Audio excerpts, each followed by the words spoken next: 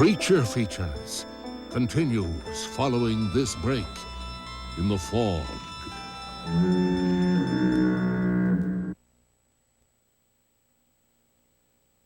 One of the questions, I guess, when people catch me on the street and say, hey, where do you get those weird posters that you used to have in the show? And here's a couple of the things I think they're talking about. These would look great in your kitchen at home, wouldn't they? Anyway, the posters are from the Cinema Shop, and that's on Geary Street in San Francisco. But a lot of these are worth a lot of money. This one here, the original from Invaders from Mars. And I want to thank Dan Ferris and the Cinema Shop for sending that old stuff over here again. Now, I would be remiss if I didn't tell you where John Stanley is. John Stanley was the gentleman that took over from me in 1979 and did a tremendous job on Creature Features for a number of years. And John is still in that weird business.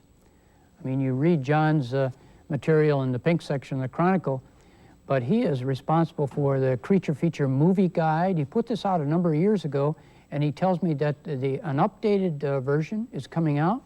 And John is also in the publishing business now.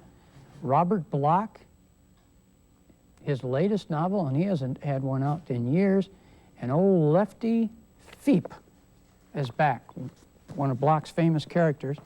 I'm going to give you a name where you can write to, and John will send you back one of his catalogs. And I mean, you science fiction fans and fantasy fans, John Stanley's your man.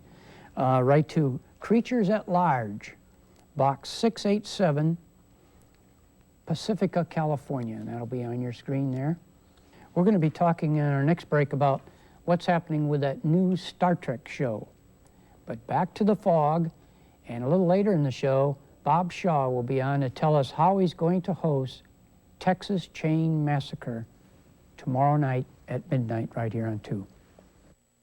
Due to the mature theme of this film, parental discretion is advised.